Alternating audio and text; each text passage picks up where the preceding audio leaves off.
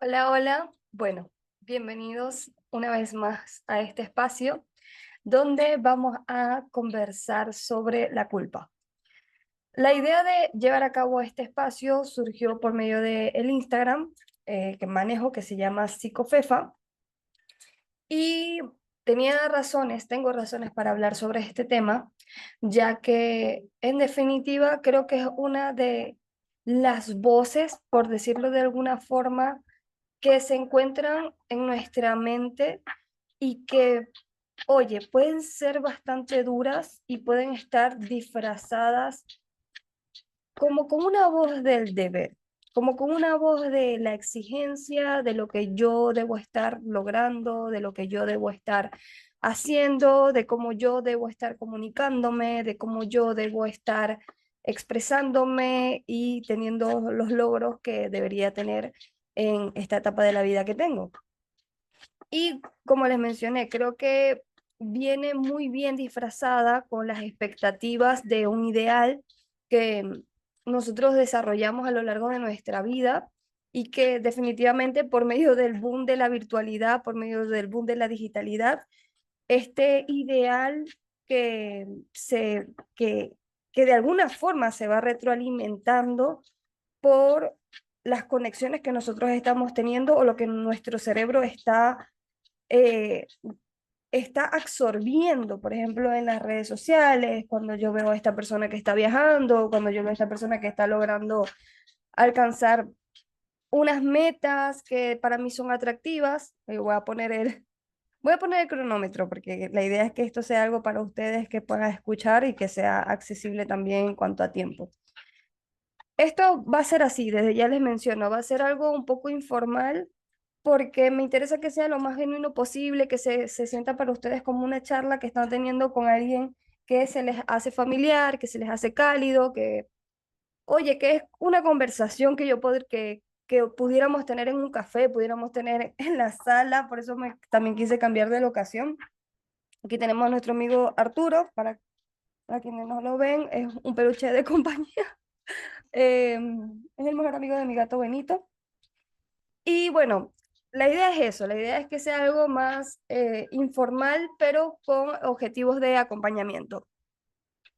Como les mencionaba sobre el tema de la culpa, de que creo que últimamente por el tema de las redes sociales ya lo estamos internalizando, incluso ya las personas, por ejemplo, tengo un sobrino de 7 años que incluso conocen más de la virtualidad que yo, eh, obviamente bajo los términos de un niño de 7 años, pero conoce muchísimo, algo que por ejemplo para mi edad, los 7 años, la internet era algo que escuchaba, pero no lo tenía en práctica. Entonces, ¿qué pasa? Que muchas veces nuestro cerebro está consumiendo algo que se está creyendo que es una realidad, se está creyendo que esa es la manera de alcanzarlo, se está creyendo que, que, mm, que es algo que todas las personas están avanzadas, pero que yo no.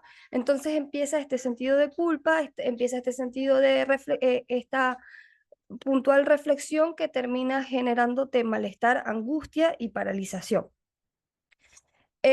Por eso quise abordar este tema, porque a pesar de que yo soy psicólogo y me interesa muchísimo em, todo lo que tiene que ver con el área clínica, la realidad es que, por ejemplo, de mi experiencia, siempre quise entrar al mundo organizacional, por ejemplo, y sí, tengo experiencia en el área organizacional y trabajo de eso, pero puntualmente, constantemente me estoy cuestionando, oye, ¿y por qué no estoy en esta organización? ¿O por qué no estoy haciendo esta actividad? ¿O por qué no estoy llevando este tipo de procesos? Y sé que la expectativa puede jugarme muchísimo en contra porque empiezo a ver que otras personas lo están haciendo y creo que yo no. Y eso genera toda esta sintomatología que les fui comentando. Me gusta transparentarme, comentarles este tipo de anécdotas porque muchas veces las personas creen que, claro, como uno tiene la información, como uno maneja la información, uno la puede observar, la puede palpar como profesional.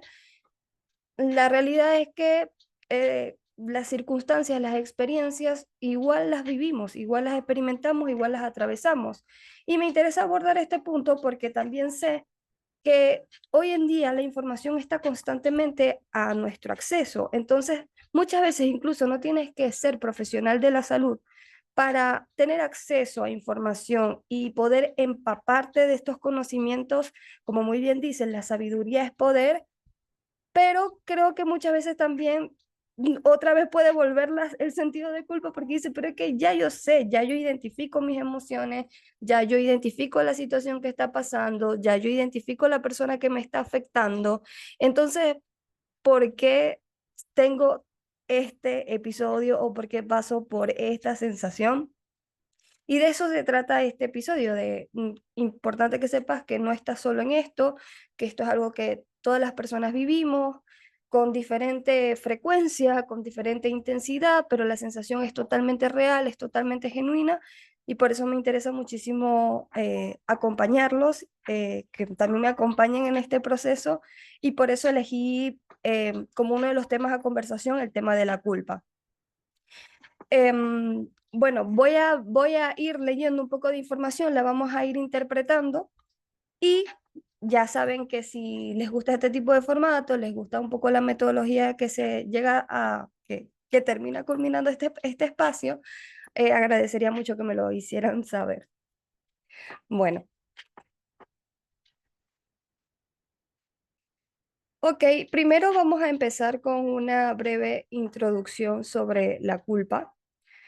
Eh, ya, listo. Disculpen. Ajá, vamos a empezar con una breve introducción sobre la culpa, que, bueno, básicamente la culpa surge cuando creemos que no hemos sido leales, cuando creemos que no hemos sido fieles, cuando creemos que rompemos, disruptimos, disculpen, esa palabra no la dije bien. Bueno, cuando rompemos, cuando corrompemos, cuando hacemos algo que para nosotros es una norma, cuando para nosotros es algo que es un principio y se rige específicamente del sentido moral o social.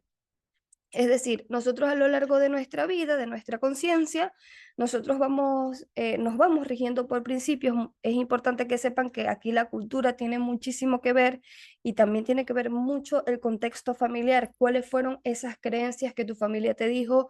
Estos son los valores que nosotros promovemos, estos son los principios que nosotros promovemos y se convierten en un pilar y terminan siendo nuestras direcciones y caminos. Por ejemplo, para mí uno de mis valores es que tú seas consciente o que seas fiel a tus ideales, que tú seas fiel a tus emociones o que tú seas aceptado, que tú desarrolles el amor como un principio, el compromiso como un principio. Hay una lista muy grande de valores y siempre que tengo espacios de acompañamiento terapéutico, me interesa muchísimo compartírselo a las personas con las que comparto, porque muchas veces como estamos en automático, muy poquitas veces nos tomamos el tiempo en cuestionarnos cuáles son mis valores, cuáles son mis principios, porque si mi valor es el amor, para mí el desamor sería como algo que va en contra y por lo tanto, si lo experimento, podría sentir culpa. Si para mí la lealtad es un valor, si yo soy desleal, estaría sintiendo culpa, por ejemplo.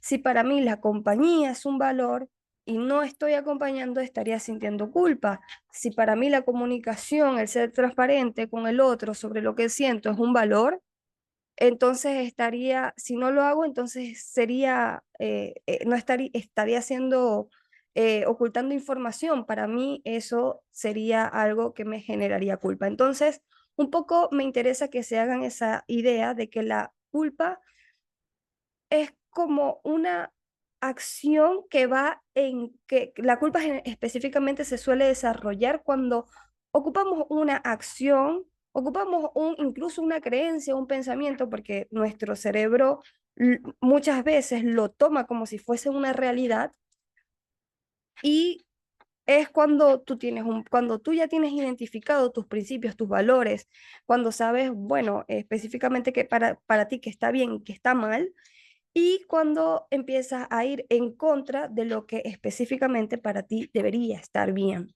o para ti debería estar aceptado.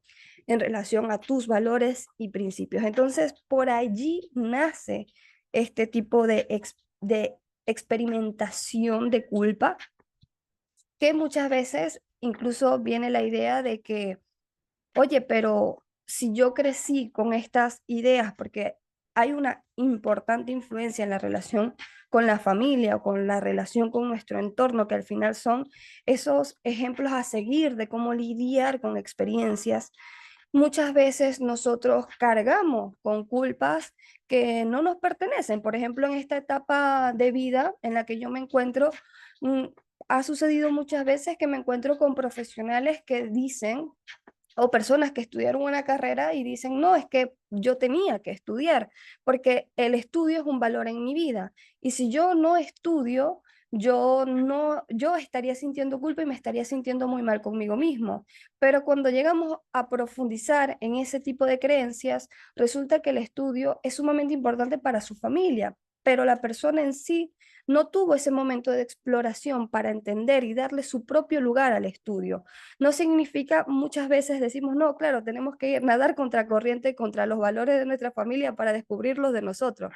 No, no siempre es así. Muchas veces de forma activa, desde la forma de aceptación, muchos valores que están en nuestra familia, oye, los vamos a querer seguir manteniendo en nuestra vida, pero sí me parece importante ocupar una resignificación de lo que de verdad para ti tiene, al, tiene para ti algún contexto, tiene para ti algún, justamente la palabra, disculpen la redundancia, significado, que no sea el significado de de la experiencia o vivencia de tus padres, tus hermanos, tus amigos, sino que sea el significado que tú exploraste a través de tu vivencia. Y eso es algo que creo que todas las personas deberían permitírselo en algún momento de su vida con los valores que de alguna forma la vida les puso en el camino, entendieron y aprendieron y absorbieron y referimos como que nos pertenecen y son de nosotros. Entonces, por ahí va un poco la introducción de la culpa. Hago rápido un pie, una pausa, mejor dicho, y es que, como les mencioné, soy psicólogo. Mi especialización realmente es en el área organizacional y desde la mirada clínica, especialmente como acompañante terapéutico.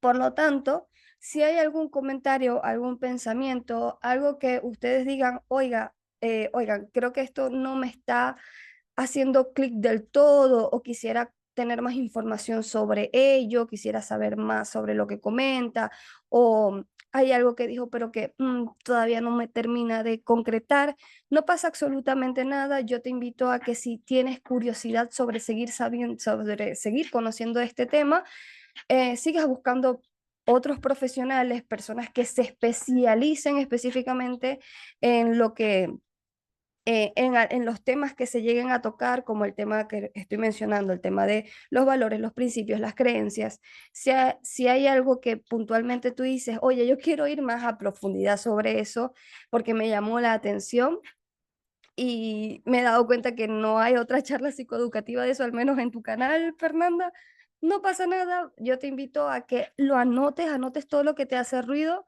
y busques orientación y busques profesionales que hablen sobre el tema porque los hay y muchos, de muchos colores, de muchos tipos, personas mucho más tradicionales, personas mucho más espontáneas, pero asegúrense siempre de que sea un profesional de la salud. Así que bueno, termino ese paréntesis. Ahora vamos un poco con el tema de personas que llegaron a estudiar sobre la culpa, por ejemplo, desde la perspectiva del psicoanálisis.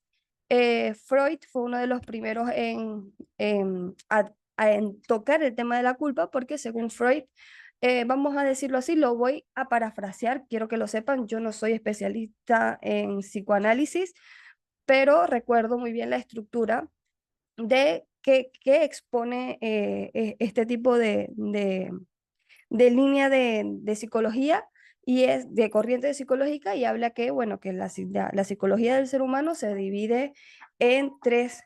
etapas, por decirlo así, o 3 experimentaciones, que la primera es el super yo, el yo y el ello. Y es en el super yo donde está toda esta sensación de yo debo hacerlo, yo debería, la exigencia, el ideal, como esto que nuestra mente transforma y dice es que esto es lo que tú tienes que estar experimentando. Está el yo, que es el ser en sí que experimenta, el que lleva en acción las vivencias, y está el ello, que es donde está el inconsciente, que son todas estas necesidades que suelen ser suelen no tener sentido. Es como un bebé, por decirlo de alguna forma, en sus primeros 2 años de vida, que experimenta, que conoce, que no tiene como esa pausa moral de qué es bueno y qué es malo, porque no le importa, simplemente quiere vivir.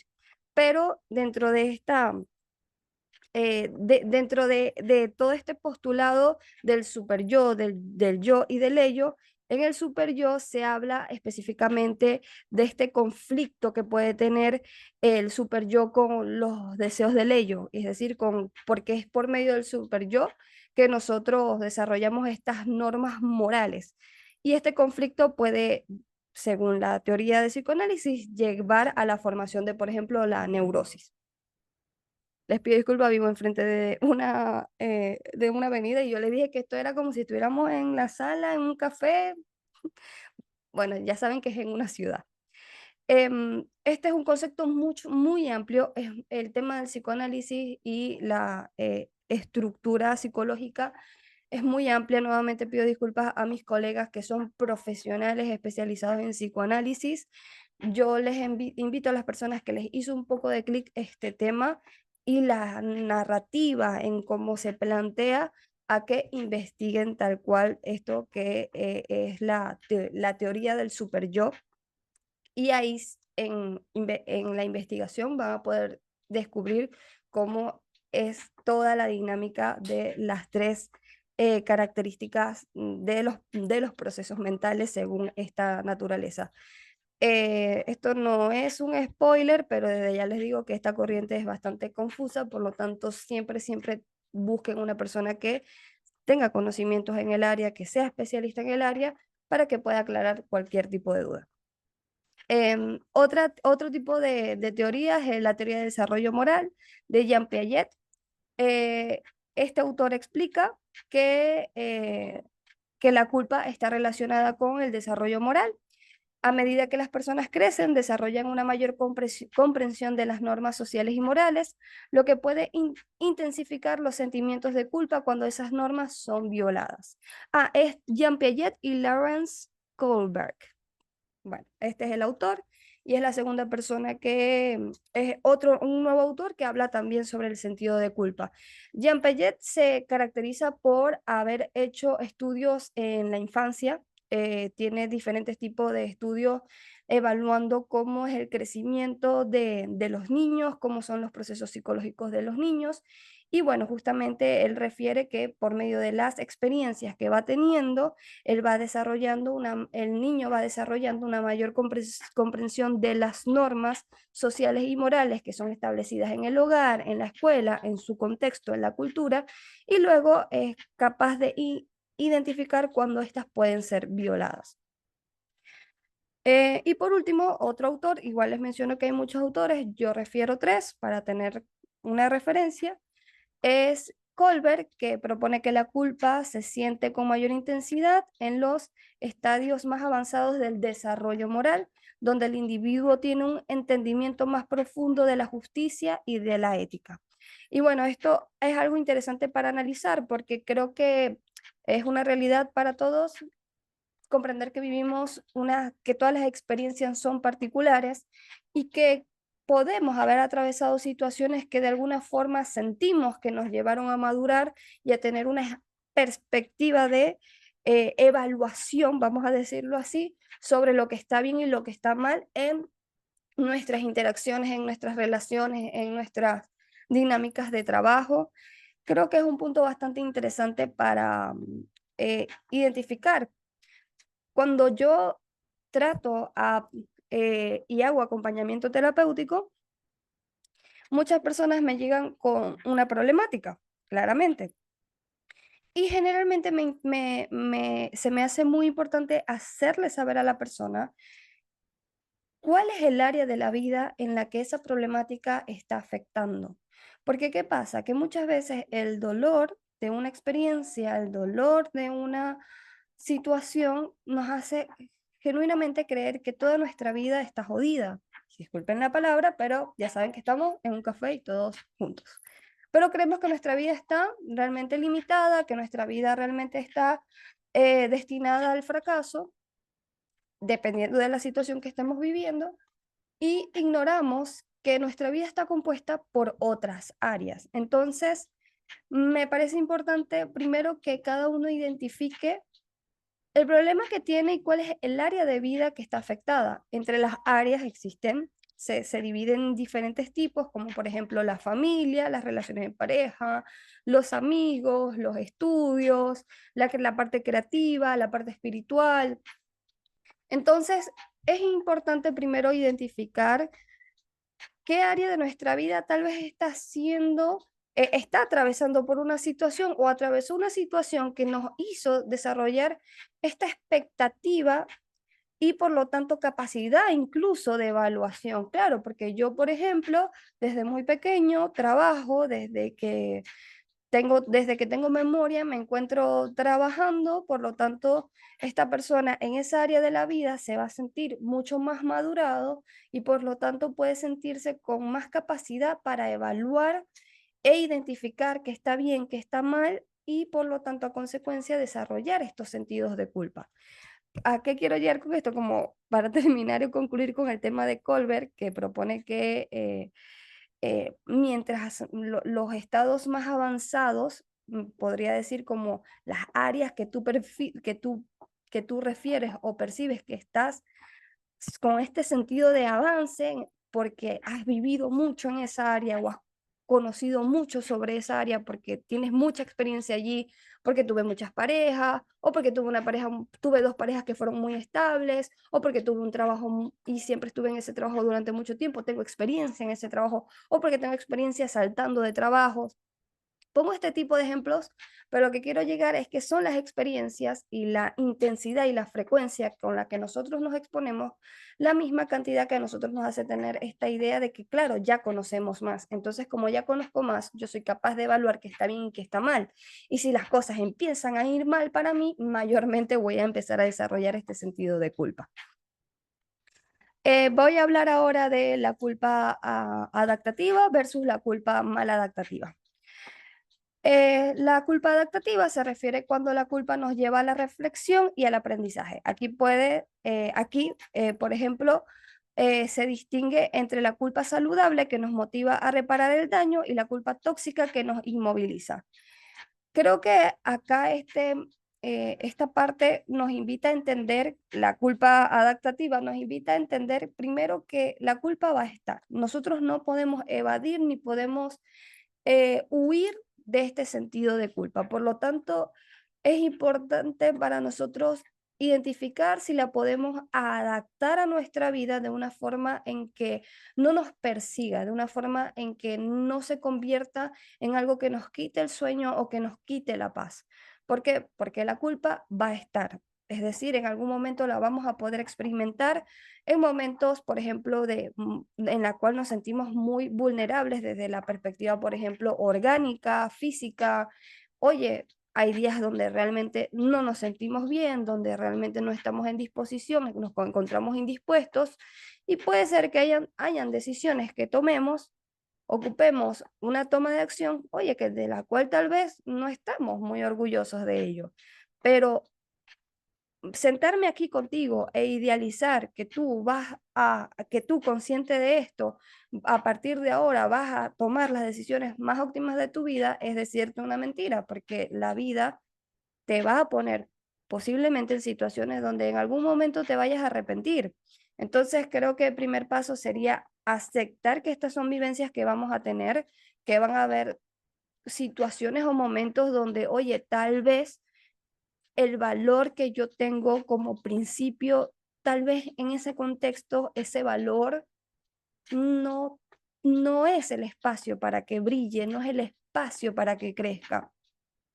Y esto es bueno para cuestionarnos. Entonces, ¿dónde puedo ir o qué puedo hacer para estar en un lugar donde ese valor sí esté presente? Y ocupar de forma consciente, buscar esos espacios, pero no te sientas mal ni es, vamos a decir, no es tu culpa que sientas culpa por, por algo circunstancial, por algo que ocurrió en el pasado, por algo que en el momento genuinamente creíste que era lo mejor para ti.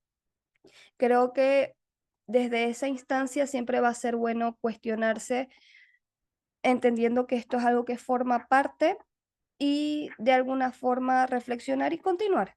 Ok, como les menciono, desde el acompañamiento terapéutico, siempre que una persona está pasando por una incomodidad o un malestar, siempre generalmente llega el tema de la conversación, los valores, y menciono, claro, probablemente te estés sintiendo mal porque este valor que es tan importante para ti no lo estás cumpliendo en ese espacio o no le diste poder en ese espacio. Y muchas veces es algo contextual, muchas veces es porque realmente tal vez no tuviste la oportunidad. Entonces, un poco soltar esta idea de que todo tiene que ser óptimo y que constantemente tenemos que estar en nuestra mejor versión porque no es real.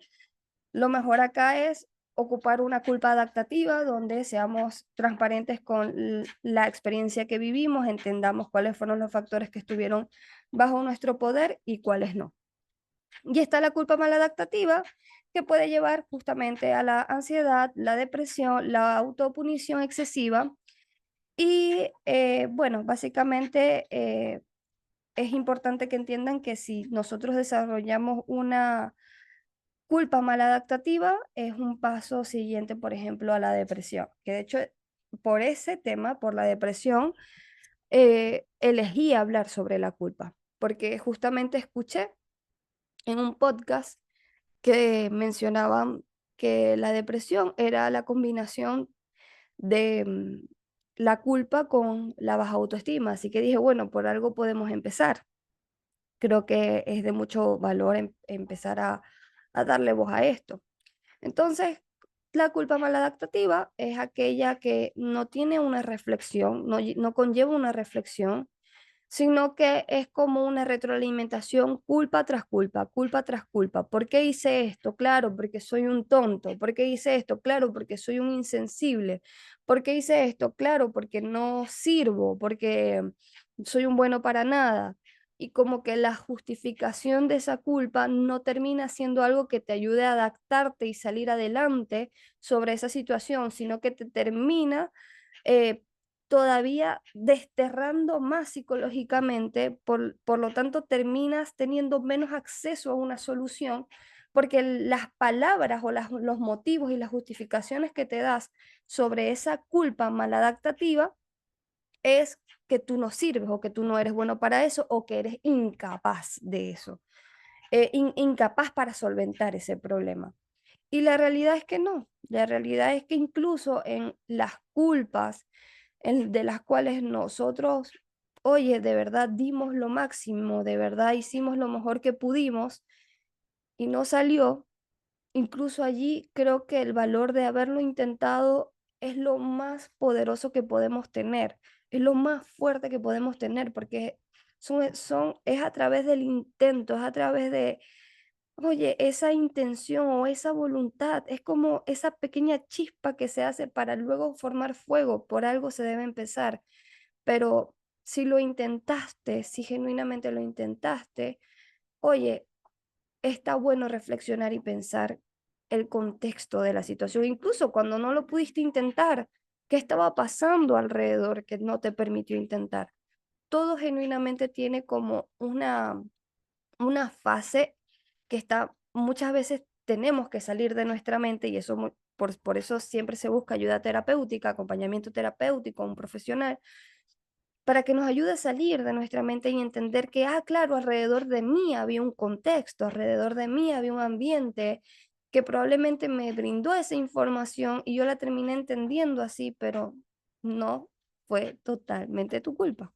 Entonces, es un tema interesante para seguir conversando y cuestionarte sobre las culpas que tú percibes que son maladaptativas. Preguntas que me haría sobre esto: ¿cómo te hablas? ¿Te estás dando un discurso donde te terminas hundiendo más? ¿O un discurso donde ves la luz al final del túnel, donde, oye, sí, de verdad no lo hicimos como queríamos, pero la próxima vez sin duda lo vamos a intentar y vamos a tratar de ser mejor? O sí, sé que no lo hiciste, sé que no pudiste, pero mira estas otras cosas que sí has podido hacer: te levantaste, te bañaste, te lavaste los dientes. Y sé que estas cosas suenan como muy del día a día, pero para una persona que está experimentando la culpa excesiva, que tiene baja autoestima o que directamente está pasando por depresión, estos son unos grandes logros, así que no lo demos por sentado. Voy a compartir ahora sobre factores que influyen la culpa. Aquí voy a mencionar específicamente dos. La primera es la cultura y la socialización. Refiere que la forma en la que experimentamos la culpa varía según el contexto cultural.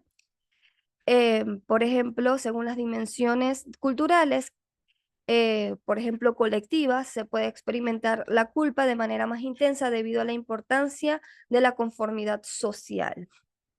Y ahora tenemos que entender, primero, que no solamente vivimos una cultura familiar, que es la que nosotros atravesamos en nuestros primeros años de vida, familiar o el contexto de las personas que nos cuidan, sino que luego vamos a la cultura que está de por sí del país de donde venimos, de la ciudad en la que crecimos. También está la parte religiosa, que ya más adelante voy a hablar sobre eso, pero también hay una cultura virtual de la cual muchas personas formamos parte. Y me parece que es interesante postularlo, porque ya antes las culturas uno las percibía como, claro, es que esto es de acá, de este país, de esta región, de esta ciudad, pero ahora hay una cultura virtual donde una persona que está en Japón y yo estoy aquí en Argentina, igual la estamos experimentando, igual la estamos viviendo, y hay un límite significativo de geográfico, pero la estamos viviendo. Entonces, creo que a través de la virtualidad, todo lo que tiene que ver Instagram, todo lo que tiene que ver con estas exposiciones de la vida de los otros, nos hacen pensar que, claro, esta persona tiene esa cultura y como esa persona se parece a mí o yo quiero ser como esa persona, yo voy a compartir los valores de esa cultura. Entonces, estamos pasando por una diversificación donde incluso me parece que todavía no está estudiado, o sea, o es algo que probablemente se esté estudiando, pero que termina siendo una realidad y ya terminamos viviendo de carácter multicultural, y es mucha información, ¿no creen? Creo que es mucha información para una persona que es joven, que incluso es un nene que está viendo Roblox a través de cuenta de YouTube de sus padres, de los adolescentes, de los adultos jóvenes, los adultos de ahora. Creo que todos estamos expuestos a eso y es una constante información que te dice, claro, es que esta es la cultura que el algoritmo está haciendo que tú vivas también, y que aquí es donde uno se pregunta, bueno, ¿qué tanto me pertenece a mí o qué tanto me estoy influenciando? Es otro tema que voy a dejar así a botón para conversar, porque creo que es un tema súper interesante. Pero sí, en resumen, la cultura influye mucho, y segundo factor sería la religión. Ya que, por ejemplo, es una realidad que puntuales religiones directamente se relacionan con los valores desde la palabra, desde las creencias. Entonces, la religión es un área de la vida, importante que lo sepan, que interviene en el área espiritual de las personas, mejor dicho. El área de la vida es la espiritualidad, y la religión viene y se adapta a la espiritualidad. Sé que venimos ahora de una importante ola de personas que son agnósticas, de personas que son ateas, pero no podemos ignorar que la espiritualidad forma parte de nuestra área de vida, y al final sí hay algo en nosotros que apunta hacia entender lo que no ve, apunta a comprender lo que no está explicado y busca darle sentido a eso. Como la religión, como hay religiones que ya están totalmente establecidas, como por ejemplo el cristianismo ocupa entre uno de sus principales valores, por ejemplo, evitar el sentimiento de culpa o identificar la culpa cuando, por ejemplo, estás ocupando un pecado capital. No voy a profundizar en el tema espiritual porque ya saben que esos son temas súper delicados y que cada experiencia es totalmente particular, pero lo dejo como tema de análisis para ustedes, para identificar si en sus prácticas espirituales hay algún tipo de conducta o algún tipo de pensamiento o creencia que les haga sentir esta sensación de culpabilidad. Vamos ahora con, por ejemplo, el manejo de la culpa.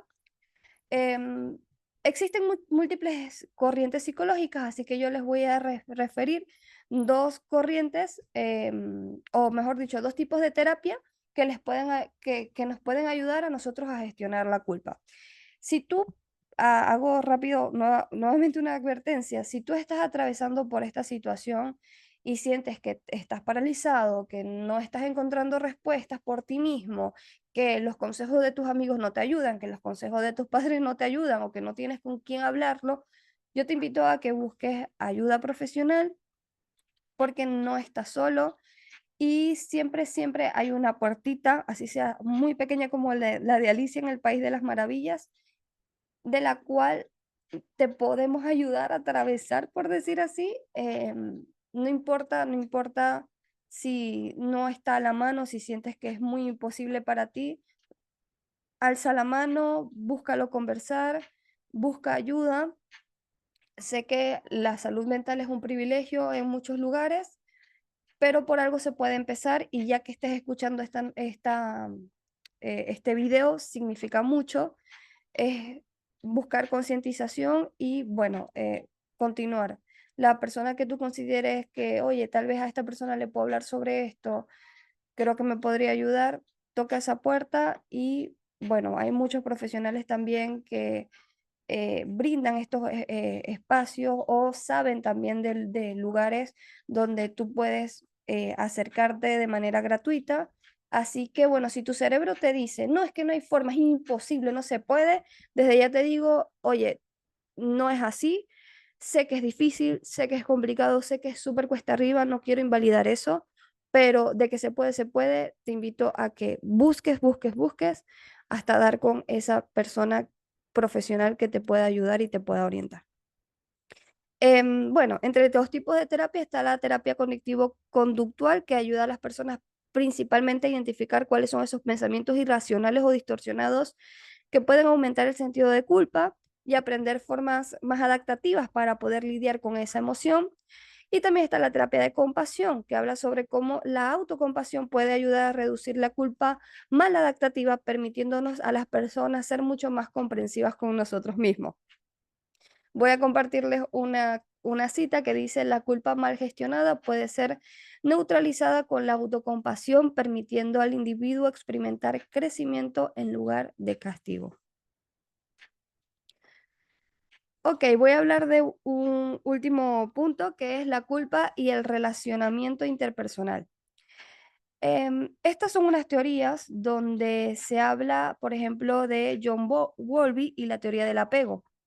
Él refiere que la culpa, él relaciona, mejor dicho, relaciona la culpa con los estilos de apego y cómo se desarrollan las primeras relaciones. El mismo autor sugiere que la culpa puede surgir cuando los niños perciben que han dañado la relación con su figura de apego importante. Y por último, están las relaciones de pareja y de familia. Por ejemplo, Susan Johnson, que es la creadora de la terapia focalizada en las emociones, habla de cómo la culpa puede afectar negativamente las relaciones cercanas si no se maneja de manera adecuada. Hubo una pregunta, porque ayer hice abrí en mi Instagram una pequeñita caja de preguntas y brindé ese puntual espacio para que hicieran consultas sobre la sensación de culpa. Y una personita hizo una pregunta, así que le voy a dar el espacio para responder. Denme un segundo mientras doy con el archivo.